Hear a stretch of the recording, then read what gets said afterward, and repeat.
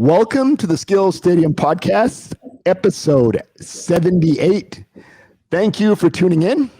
I'm your host, Keith Williams. Every week, we bring you stories from professionals in the skilled trades, business owners, educators, people who are giving real-world advice. You know, we don't run any ads on this podcast, so if you found value, my ask is that you share it. Let people know about it, leave a review. And again, I really appreciate you tuning in. Thank you for lending me your ears. So today we are going to talk about the power of social media and video and how you can use it to build an online presence, brand, and create opportunities for yourself. My guest today is from Baldwin, Wisconsin. He is a master electrician who has some of the best content on the internet. Let me tell you something. If you have not checked out his content, this is for the electrical profession, you are missing out. You've got to check out his content. He is a podcaster, he's a YouTuber, and a businessman. During his free time, he loves to teach.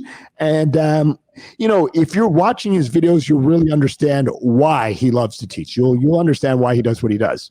And what he enjoys doing during his free time, again, is he likes creating art. He likes to box. He likes playing his drums and mountain biking. This is a man of many talents. Please welcome Dustin Stelzer, owner of Electrician U, to the Skills Stadium Podcast. Dustin, how are you doing today? Man, I feel like after that introduction, like, holy cow, it's going to be all downhill. That's a hell of an introduction. No, not at all. Not at all. I wanted to make sure I introduced you right. I've followed you for a little while, so I've always been impressed with the work that you've done, and very excited to have you on. And I wanted to really keep the introductions brief and let you really talk about yourself.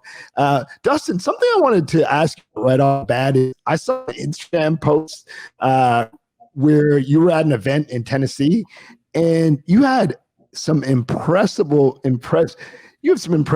photography gear. I shoot Sony. I used to shoot Canon.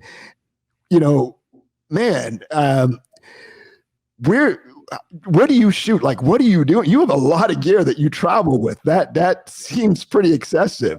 Yeah. Well, when I started doing this whole YouTube thing, I was literally just using my phone. I was just like, all right, guys, this is a wall. I'm doing a thing. And I would like kind of half put it up somewhere and it'd fall over. And so as I started doing it and then people started watching and it kind of became a thing. Really, I got sponsored the first ever, like Home Depot was my first big sponsorship. And so I was like, okay, nice. If I'm going to do this and there's going to be some money involved and people are actually watching and we're getting to like tens of thousands of people, I need to upgrade my game a little bit. So I started to go get some like DSLR cameras. I didn't really know anything about any of them. It was just like, I need something that can capture video. I need a tripod. And like, then I figured out after a while, like people can't hear what I'm saying and it sounds like I'm talking in a can. So I was like, maybe I should get a mic and figure out. And so like some of my earlier videos, it's like a lapel mic and a cord that's 30 feet long. And I'm like, dragging this cord while I'm wiring walls, like I really just figured it out as I've gone. And then as like new cameras will come out, I'll be like, oh crap, yes, my camera doesn't do this thing. So like, now I got to go get another camera that does this thing. And so I just have been learning along the way. And then a lot of times I'll bring extra gear because I'll run out of batteries. And, I have Sony pretty much exclusively. I've got probably like 7 different Sony cameras and a bunch of different lenses that all work with them and everything. So if I'm in a situation where like I need a gimbal on one camera and I need a small like blog kind of thing that I'm walking around talking to on a stick, I need a smaller camera. If I'm working out in the field and I'm trying to record what I'm doing, I need a GoPro that I can attach to my chest so people actually see from my perspective what I'm seeing. I've got a drone. Like sometimes if I'm out at some like really fancy house out at the lake or something, I'm like, this is a killer shot for like, building that perspective of where I'm working. And so I'll throw that out there. But yeah, like in my studio right now, I have 3 of the same exact camera. So this brand new studio I just set up, I've got a Sony a6600 and I figured 3 of them out. The reason I got those cameras was just because like all the other Sony cameras, they're photography cameras. They're still digital SLRs, but they're built for photography. They'll do video, but the video shuts off every 30 minutes. So I'll record an hour and a half of stuff and I won't even realize that the shit shut off like a long time ago. Oh man. So, oh, bro, you don't know the pain, the rage. And it's happened so much. So like I just got 3 cameras that I know won't do that, and I can plug them in and rather than use batteries. So like that's why I have so much. It's just there's all these different situations that I might need cameras for a specific use. I'll tell you, the Sony 7AC, which is a full frame camera, that runs endlessly. If you get that, solve your problem. Do you know that there's this whole thing about like importing cameras, and that's what it's all about? So there's tariffs that you have to pay to import video cameras to classify a camera as a video camera. This is why the FX3 from Sony is so damn expensive. It's really just the same thing as the Sony A7 III, which is a photo camera. They're the same thing. There's nothing different about them, but one of them's classified as a photo camera. So it's cheaper because there's not all these tariffs to import from a different country. And that's why they stop at 30 minutes, because they have to make sure that it's a photography camera. Wow. I did not know that. A video camera doesn't have to have that same limitation. Yeah. Didn't know that. I didn't know that either. I did not know that either. And I know I know that those ones are higher end cameras. They are not cheap. No. They're not cheap. No, I wanted an FX3, but I'm like, that's $4,000 for the body, not even just the body of the camera. Yeah. It's an expensive, it's an expensive, I don't want to say hobby, but it's an expensive investment for your business, but it is a good investment. You're going to see much better quality work when you use those cameras. Like I said, I was shooting with Canon and I moved up to Sony, and oh my gosh, especially for video. Canon's great for photography, but for video, Sony's got it. Now I'm also wondering, do you do your own video editing, or do you have somebody do that for you? So right now I have 2 editors that live in Massachusetts. So I have a studio here and I have a studio in Massachusetts, and there's an animator that's up there, 2 different video editors. For the first 4 years of me doing this, I did all of it myself. So I filmed everything. I did all the blog articles. I did all of the website, built did everything on my own. And then after a certain point that I started to be able to monetize on YouTube and I started gaining like a living off of YouTube. I was like, all right, I'm going to use my YouTube living to start paying people part-time to help me with little odds and ends. And that's where everything has started to take off. So it kind of frees me up to not have to do that. So I can literally sit in front of this camera, and we're getting everything set up in this new studio I just moved into. I have a killer PC that we just set up. So now I can take all the footage right from all of my cameras, bring it into the PC. It automatically uploads to a server that me and Massachusetts have access to. So it's like, I'm just going to be a content production machine, and that's all I need to do. Oh, that's awesome. Because the editing is what buries you, as you know.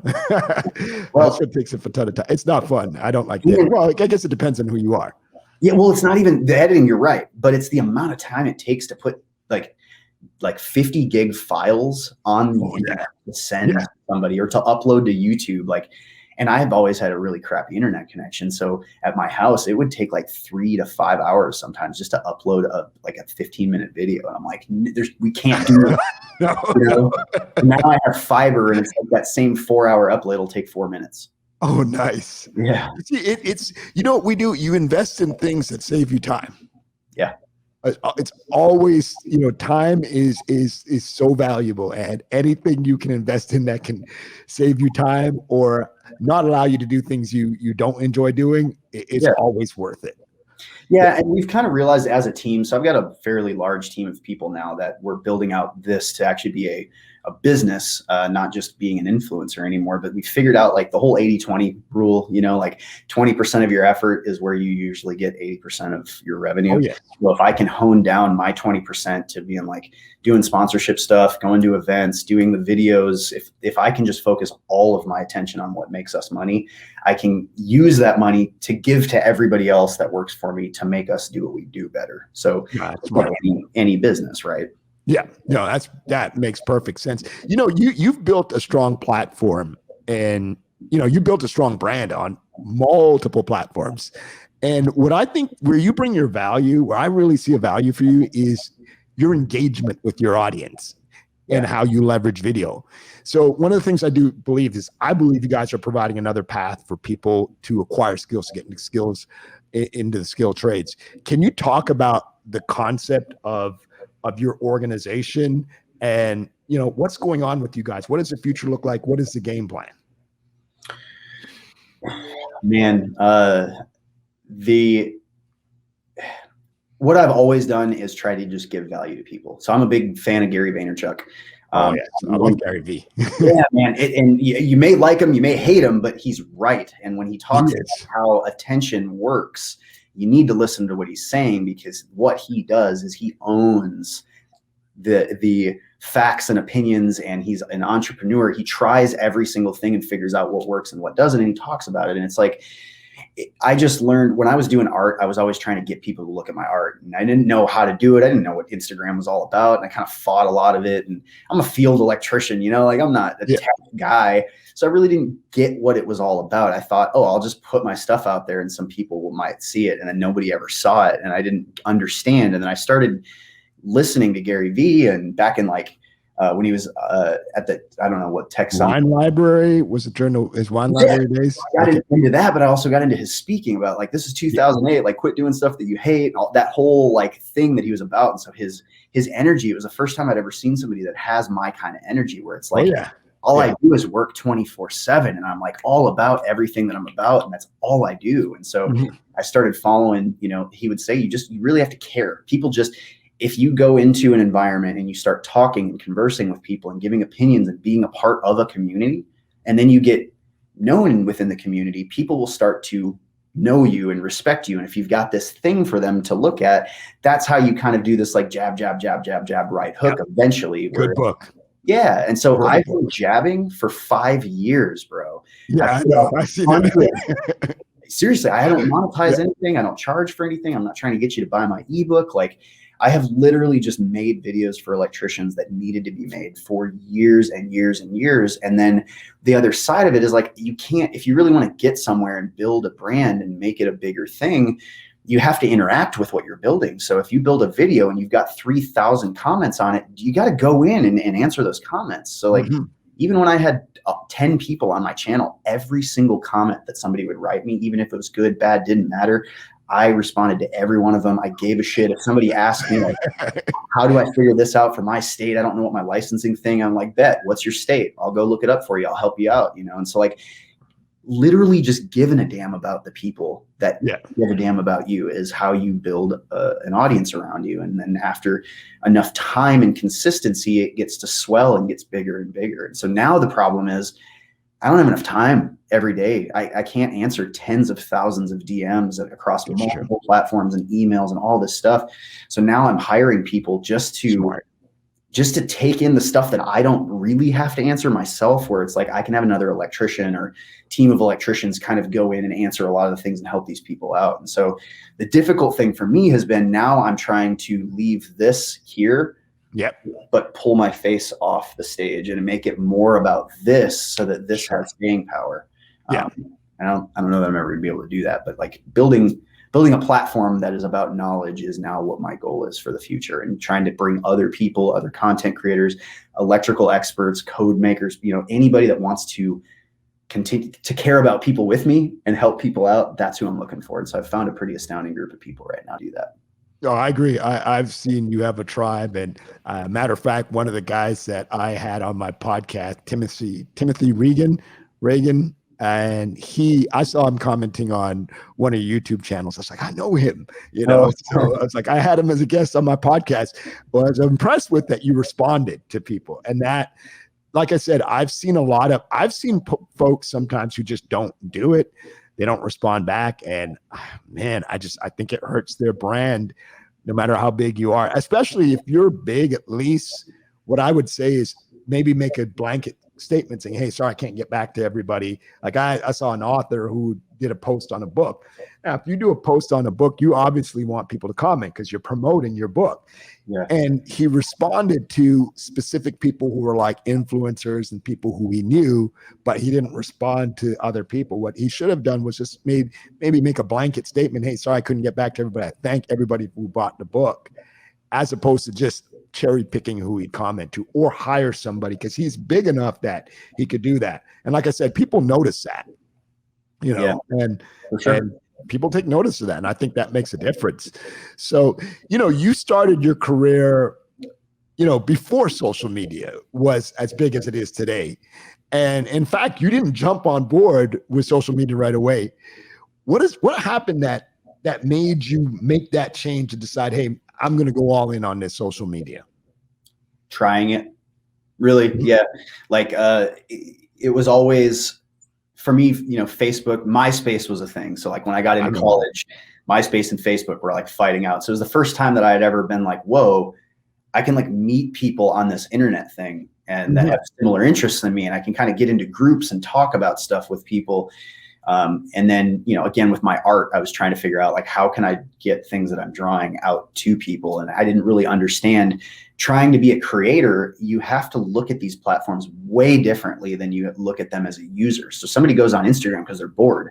If they're a user, I go on Instagram to interact with people, to build community and to give value to people. And so it's just a very different thing. And the kind of cool thing is, like, in my industry, a lot of the older people, they don't really understand it. And I think they want the benefit of understanding all of the community, but they don't use it like they're trying to build community. They're not trying to connect with people. They're trying to get people to buy their products. Yeah. See through as all transparent. Yeah. Their own audience. Nobody cares about their stuff, because they're not out there like, they're not out there in the trenches really with these people. And that's really what it comes down to. Yeah. And I think you do better when you're not trying to sell. I've done interviews and I tell people when I start hearing them selling, I'm like, oh man, I'm like, you're getting press already just by talking about what you're doing. Just continue to bring value and don't make it a sales pitch. And you're going to get better results. And some people just don't get it. They're just tactical. I want right now. Give me. And it's a page out of Gary Vaynerchuk's playbook, which is, provide value, give, jab, jib, and he's right. It's made him successful, and like I said, people see through that. And so I don't know. I don't understand how some folks just don't get that. You got to be able to gauge your audience. Yeah. Well, and that's the thing too, is when you go in it thinking about it as a business and how can I sell these products? Okay, I need to start making videos. You're already thinking of it wrong. The people that do the best are the people that have a passion and a desire to share something that they're really passionate about with other people.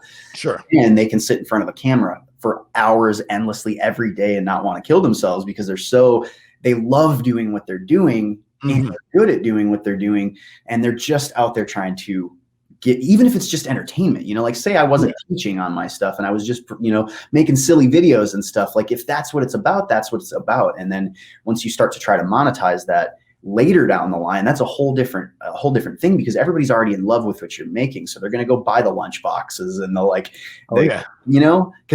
it's about a culture that you've created and you've kind of created a cult around you. And that's why everybody, all the NFTs and this crypto and everything that's going on is because these companies are building these outstanding things and everybody's like, I want in on this. You spent years building value before that.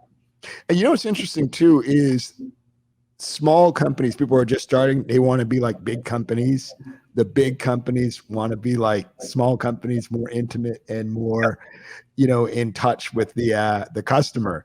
And it's like, I do some things that don't scale because I just enjoy doing it. Like I enjoy going into a school and doing a virtual career day because I think it's cool to talk to high schoolers. There's something that's exciting about talking to a young person who's trying to figure this thing out because we've all been there. I think all of us can relate to it. And it's one of the prime reasons why I do the podcast, because when I go into these schools and I do a virtual career day, I can point to, hey, this is a person I interviewed. You need to be listening to this individual, not your guidance counselor, not your teacher. No offense. I'm sure they do a great job, but Dustin knows the electrical career better than they do. Yeah. No offense against your teacher, but he just does. And you're going to relate to how he's teaching because he's a visual. Most people are visual learners. I believe that if you're putting a video up and the way your videos are engaging, I think that that's going to connect with the student far more than just going online and going to a government data site and saying, well, this is what an electrician makes. This is a job, seeing somebody actually do it. And that's one of the big reasons why I love doing these day in the life interviews. I love doing the podcast, just because first of all, I think our schools don't do a good job. That's why I feel like what you're doing is going to disrupt. Well, and that's another thing. It's a good thing that you mentioned that, because what the schools try to do is they try to figure out a salary and a job and like aim kids towards certain like routes. Basically, you never hear me on my videos talking about how much an electrician makes, how much salary, this and that, what you can get, all this stuff. I talk about getting on a job site and loving what you're doing, and like the aesthetics of installing really nice light fixtures and doing all this wiring and learning a craft and learning a skill and getting to like work outdoors, not stuffed in a cubicle somewhere. Yep. How you never have to go through school. Well, some places maybe, but at least like you're getting paid to learn and mess things up. When you start talking about the why somebody should do something, rather than, hey, you need to be of monetary value and a computer programmer can make $200,000, so I'm going to be that. It's like, no. We need to be looking at like people and what they want to do and what they're good at, what they enjoy, what they love, and then like curating that. And so a big thing that I want to get into in the future is like talking to the educational structure, the educational system, and doing TED Talks or whatever we have to do to like get in front of teachers and school boards and say like, look, we need construction at building, taking things apart. We need to like whatever skills that little children need to do to like be able to discover these things, even having Legos in classroom, like seriously, anything like that, where we talk about these amazing careers and jobs of people that are able to take things apart, fix things, put things back together. It's such a noble thing to know in your mind how to do those things. And sure, it looks dirty, right? Like every show you see has got some like plumber's crack guy that's like whistle, smoking.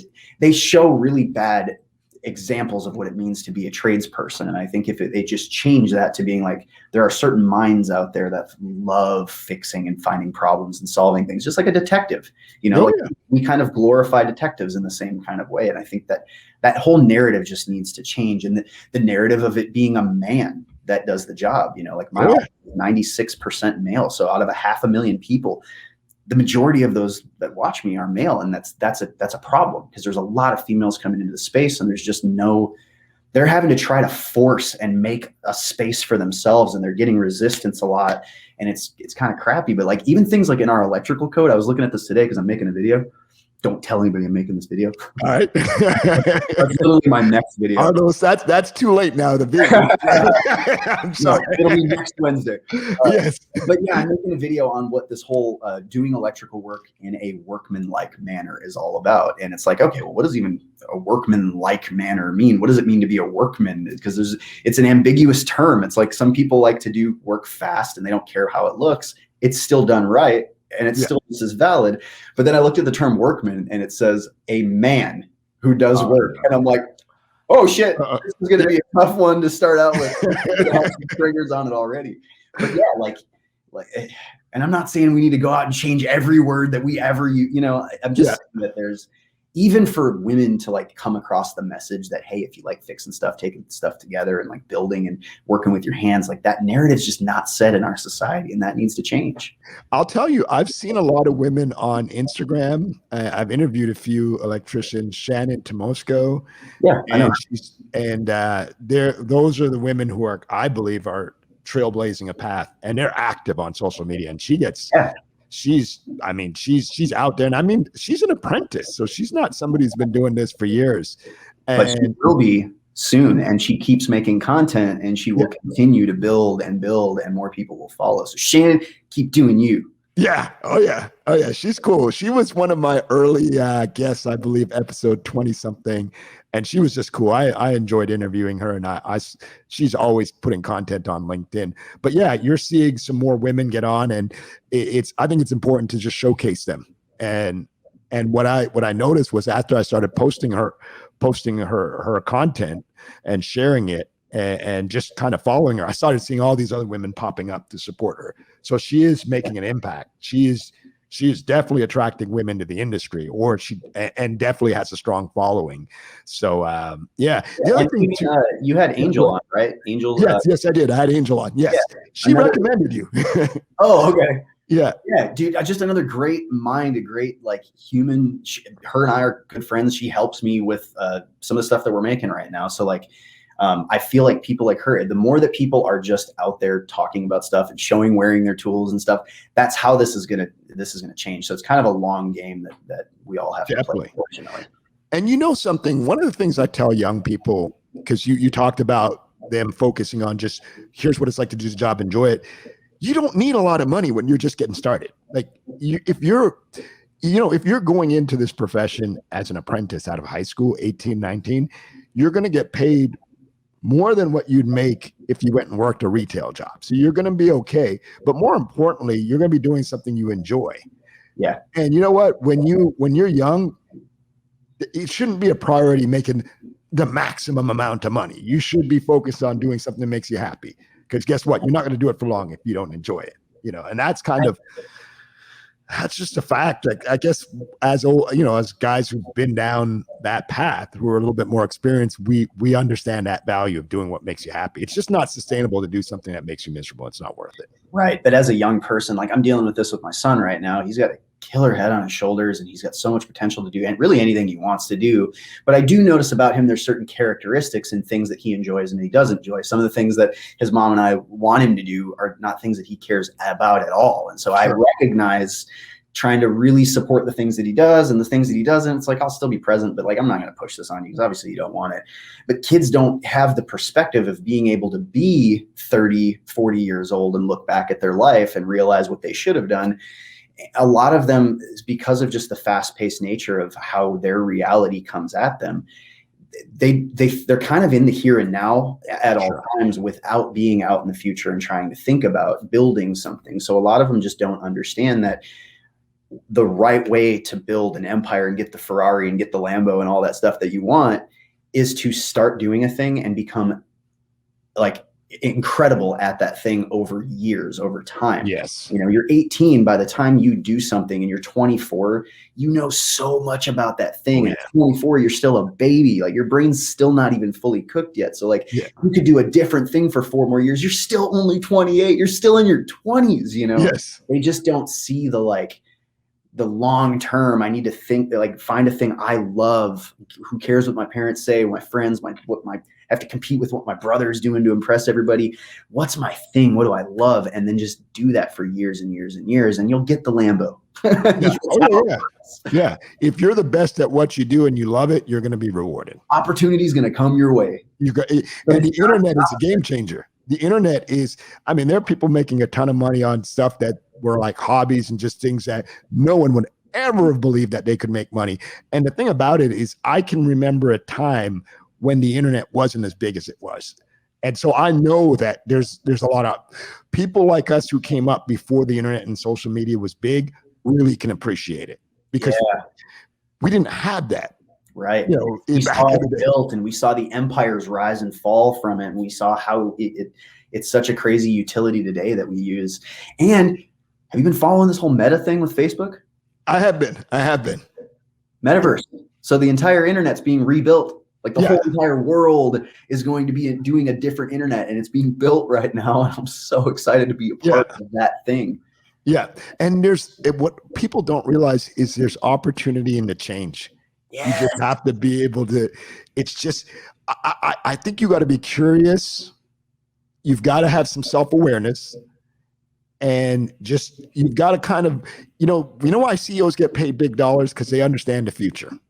Gary Vee, one of the things that I noticed with him that's impressive is he'll play back videos of things that he predicted that were going to happen. Back when 2011, he goes, I was saying this is going to go do well. Instagram is a great buy. I was saying it in 2008, 2009, whatever it was. And then he forwards it to current day and he's saying, hey, look at what happened to Instagram. Facebook bought it for X number of dollars. Everybody thought he was crazy, but that's the biggest thing is just understanding where we're going.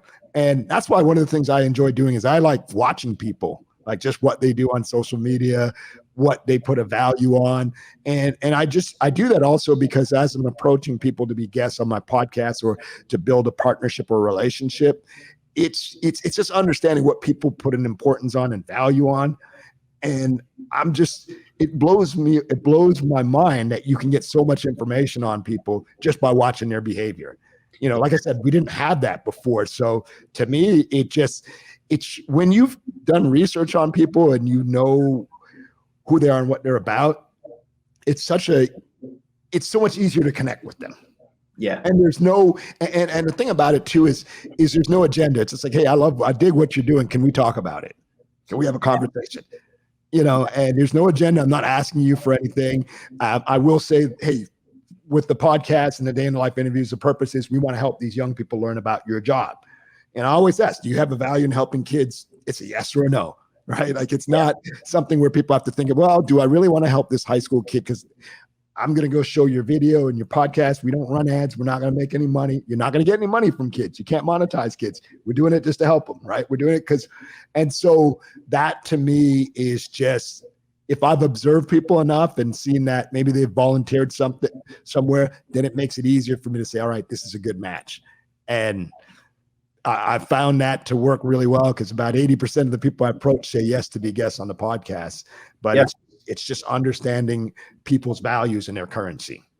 Yeah, I think a really good thing, because as you get guests, you start to climb, right? Your guests, unless you hit a dead wall in like you can't find anybody else in a certain space, then you kind of have to go back down and figure out a different thing to go to a different space. But I was actually, after talking to you, I thought, I don't know if you do this already. It would be a really good idea to ask every single guest that you know for a recommendation for another person. You probably do that because you asked. I've done that before. Yes. Yeah. But here's the thing. You asked Angel. Angel said me. You ask me, I have a big following. I might say Roger Wakefield. He's another tradesperson. In fact, if you haven't done it. I do want to, he is somebody I want to approach. So Roger, if you're watching this.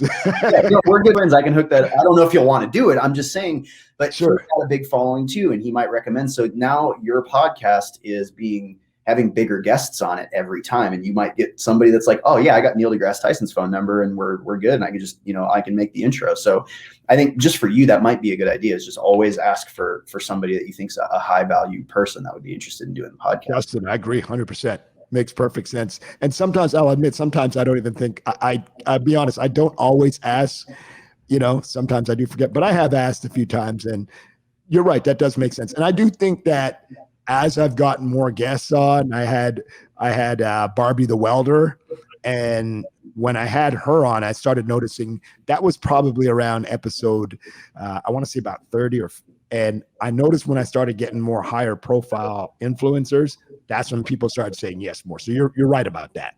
Yeah, I did notice that. That does make. Well, and it's not even like I don't watch your podcast. I'm sorry. I just I don't watch anything. I don't watch TV. I don't watch anything. I just make stuff. But it's a good way for you to start getting high quality content. And that's the whole game, is like Joe Rogan was just some guy at a certain point. I know I keep like bringing him up as like the podcaster to watch, but it's people watch him because they love the conversations, and he gets these high profile people on, and that's what pulls masses over to listen to his stuff, and it kind of elevates his entire podcast. So I think you just provide value, and you're constantly putting good things out. You're not asking for anything in exchange. You're kind of jabbing by me being on here for an hour. You're letting me have an audience and introducing anybody that could listen to me. So the least that I can do is definitely give you a recommendation to keep you going. I think I appreciate that. Yeah, man. I think it's something you should do. Yeah, no, I appreciate it. Thank you. Something I wanted to ask you is, you're on multiple platforms. Do you have a preference? Because I've seen you on YouTube, I've seen you on LinkedIn. What's your preference? Because you have great presence on all the platforms. I'm curious what your preference is, and you have a podcast. Really, I don't have a preference. There's content that I have to make native to each platform, and that's the hardest thing. Sure. Some things people only want to watch on TikTok. And so this is my screen. This is all I have to deal with. And it has to be vertical. Nobody wants to watch your shit, your stuff and like flip horizontal. They just don't want to do that. So figuring that out. And so I have to go on to TikTok and make a TikTok thing and start watching TikTok to see what people are doing, seeing what a trend is and what kind of music, I have to game the algorithm, and by using it first for a little while and figuring it out, and then realizing, okay, TikTok, people want 5 seconds, they want 10 seconds, they want 30 seconds of information and they're moving on. They don't care about you. They're not there to watch your 60-minute interview. So it's just not about that. It's finding out how you doing your thing can engage with your followers in a 10-second way that gives them value before they swipe on your face. And then going over to Instagram's more pictures and there's a feed, so it's like, how do I make my images much bigger? I do every one of my images, I don't do squares, I do rectangles because it takes up more of the field of vision. And so it stops them in their tracks. But I try to make things that are like questions. So every post that I post is like, hey, look at what I'm doing today. What would you do in this situation? I like that. Comments, dude. So but it's just figuring that out. It's like the best thing I was ever told was by a rep from Facebook. I went up to Facebook headquarters and they sat down and they were like, this is how you make content for our platform. And it's based off of people's attention. People have 3 different levels of attention that they have, and all of the apps cater to one or more of them. And YouTube's trying to cater to all of them, and so is Facebook. But there's imagine somebody like leaned forward at a bus station. They're like ready to spring up and get on a bus. They got maybe 5 minutes of attention. So they're going to be fast flipping through stuff. So you need to get in front of them in a fast way. And then later on, when they're sitting there at their desk and maybe it's lunchtime and they've got 30 minutes to blow, they've got coffee in front of them, they're not going anywhere. They're going to look for some long form. They might get on TikTok and blow through TikTok for a half hour. They might go on YouTube and watch something for a while, but they got time. So you need to make that kind of content and put it in that kind of an environment for them. And then there's the long form, right? The 3-hour podcasts while you're cooking dinner and you and your wife are like, laughing at it, or you're in bed, like you got nothing but time. That's long form content. So you have to make those 3 kinds of content, and you have to go literally everywhere your audience is and be every single place that they're at and just have stuff for them. No matter where they're at, they're going to see your face. That's the idea. No, I agree. I think TikTok is a little bit more of a challenge because I think being able to create brief, like less is more, I think is challenging. Because you've got, like I said, if you're telling me 10, 15 seconds, you've got to have a powerful message. Well, okay. So for you, I think I would need to understand your kind of business model and your goal. But if you want people to know who you are more, I think then you making videos where you're giving people really quick tips about things is one way. Or you could just take this clip of me talking and you could just make a TikTok like, hey, you guys stop scrolling right now. There's this really killer episode I just did with somebody. If you want to know about me, an electrician, watch this. And then you give them like the best soundbite that we've talked about. I agree. Yeah. And that's all. You do the next one, you'd be like, all right, so I had this other guest. Check this out. This is the best podcast you're going to watch. I like that. But if you want to be like the kind of podcast guru or something, and you just want to like teach people how to have their own podcast, then I think the latter, what you said with, doing a short clip of you talking or having a guest talking, because I do that sort of with an audiogram, but you're right. If I did a shorter video clip, I think that would be far more effective. Yeah. So the other thing to think about too is that you want people don't follow unless they fall in love. So people that, fall in love with all the pretty girls roller skating on TikTok and they got millions they fall in love. They literally fall in love. There's people that are on my YouTube channel that will follow me ride or die anywhere that I'm at. They're hooked and they want more. So to like cater to that whole thing, you have to give people way more than just the content that you've made it. So like for me, every bit of my life, every opinion that I have, everything about my life, what I eat, what I wear, where I go, my entire life is on the internet. And that is where people start to follow. So for you, if you were trying to build this whole thing, like having a TikTok that people can not just watch your show, but they can go watch you on TikTok. They can go to Instagram and see like, what else is this guy doing today? And what is he talking about? Who's he talking to? Walking up to strangers, asking their opinion about the trades and what they, just like sound bits of you doing you throughout 4 a.m., going to the gym. Doesn't matter. People just want to fall in love with you. So I've noticed that. I'm glad you mentioned that because I started doing Instagram clips of what I'm doing, like a day in the life of what I'm doing.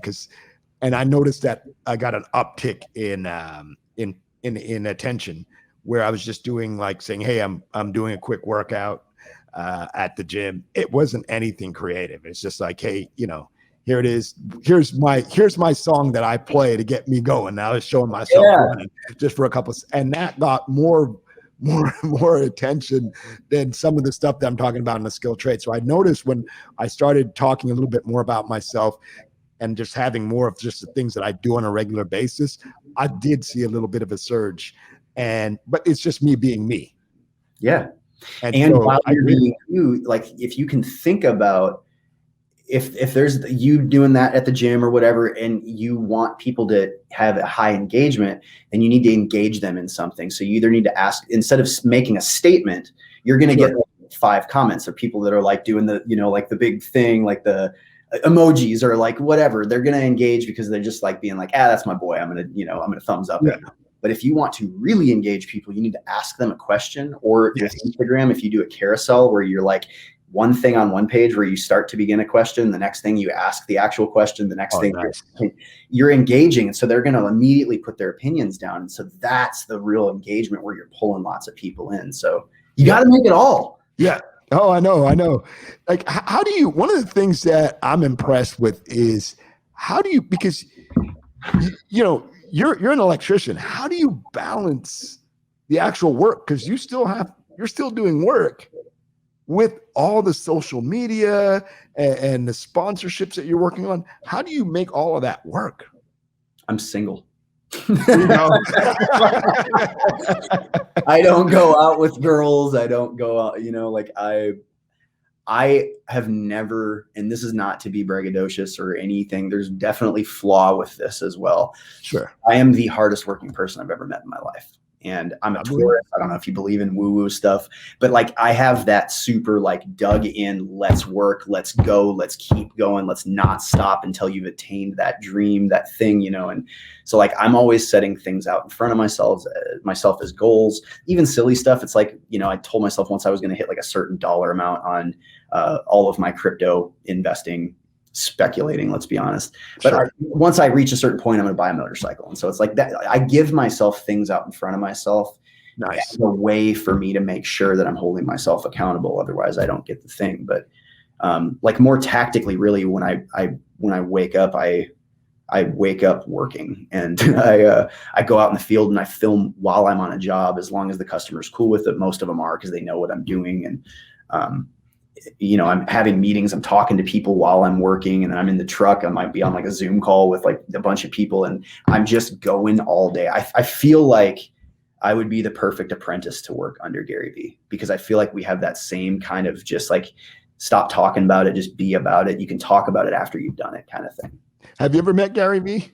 No, I haven't. I've honestly thought about like telling my whole team like, hey guys, I'm quitting, and I'm going to write an email, and I'm going to hope D-Rock will get it. And it just says, Gary, I'm going to give up my entire life. I'm moving out there. I will literally sleep outside of your building, and I will work for you all day, every day for free. I just want to know what's in there. Hey, let's start it. Hey folks, let's start a campaign to get Dustin hooked up with Gary Vee. Yeah. Gary Vee, if you're listening, which I know you're probably not, or D-Rock or any of your people, you got to hook up with Dustin. All right. Do you realize how many people probably say that? Like, a ton of people. Value, and I'm doing this and I'm building that's like, I don't need Gary Vee. I think it would be a huge, for a mentorship. It would be, it would change my life. Just the knowledge that I would gain. But I would work for him for free, bro. I would like. Definitely. Yeah. I think it'd be a fun experience. I would want to meet Gary Vee just because I think he'd just be cool to talk to, because I think he shoots it straight. I think he'd have me rolling. You got to have. But he would only have you for 37 seconds until. You're right. And he'd be on his way. Yeah. Those 7 seconds are going to be like the most dense 7 seconds of information of your entire life that are going to change your life. I think people connect with Gary Vee if they do something that just piques his interest. I think you've got to do something that just, wow, wait a minute. Let me stop. I think that's the way people connect with him. And I think everybody has the opportunity. It's just how interesting is their story. Yeah, not even that. It's, can you provide value? His whole thing is about providing value. So if you can't provide him with some kind of value, he's just not even interested. And like me, the crappy thing is I don't even have that big of a following. I mean, 500,000 people across all my platforms. That's a lot of people. That's a lot. That's good. I don't have I won't see 80% of what's written to me. And so that's the problem, is like getting in front of somebody like Gary Vee. He's probably got tons of people that are just intaking the sheer volume of stuff. And then every once in a while might be like, hey, you should check this out, because you just can't keep up with all of it. So like for Gary Vee, like I think you'd have to be kind of rather annoying and doing something so big and crazy and obnoxious to get in front of him, and it be of extreme value for him to believe in it enough to sit down. So I agree. I don't know that I'm there yet. I haven't given up on my stuff yet. There you go. There you got time. So let me ask you something. How, people see you on all these platforms, and can you share how people can connect with you and reach you? You can try to DM me. Okay. So if you go to @Dustin.Stelzer on Instagram, I've actually started doing my own like personal brand sort of thing, where it's like, again, following Gary Vee, when you get a message from @Gary Vee, it is literally him talking to you. But when it's from Team Gary Vee, that like they're trying to help you with your problem. It's not him helping you. So I'm moving Electrician U to actually be other people, other electricians that are answering and helping people find problems and solutions and stuff. But if you want to talk to me directly, @Dustin.Stelzer on Instagram, you can try, leaving comments. Again, like probably 80% of my comments I don't even get to, because there's just the sheer volume of them. But what I do notice is the same people getting a hold of me on several platforms. Sure. So sometimes a lot of times actually, I will see somebody's tag or their handle or something, and it's the same tag across every single thing. They'll follow me on Discord. They'll send me a message. They're not obnoxious, but they're like reaching out. They're commenting and stuff, and I see their name again. I'm on Twitter. They comment on Twitter. Then I'm on TikTok. Like everywhere I look, I see their name. That's how you can find me. Okay. But there's people that have found my personal phone number, so I'm getting a new phone number. There's well, back in the day when I was like starting my electrical company, I used my actual phone number, and then before I was doing the YouTube things, like I've had the same phone for 10 years. So there are people that literally just hit my phone. I don't even answer my phone anymore unless I know who it is. I understand. Yeah, it's like stalker, weird weird people sometimes too. Yeah, I always tell people that, when I get salespeople who contact me, especially through LinkedIn direct message, and they're like, hey, I want to learn about your company. I'm like, well, why don't you go to the website and the social media, engage me there? Like you want to get on a call with me to sell me a product or service, yet you haven't been on my website or my social media. You're either not interested or you're lazy. Like you want me to regurgitate what you can read on my website, my social media. I said, show me that you're interested, and then show me you can bring value. Like be able to explain how you can help or provide service, because I get a ton of people reaching out to me. And then they ghost. They don't respond back. And to me, I just told you what you need to do. If you can't, now I'm seeing you can't listen. I just explained to you what you need to do. Yeah, you get two things to show me I'm not interested in you. Exactly. So folks, if you want to reach out to Dustin, reach out to him on multiple platforms. And I would also say, make sure you're following, subscribing, and engaging him on those platforms so he becomes familiar with you.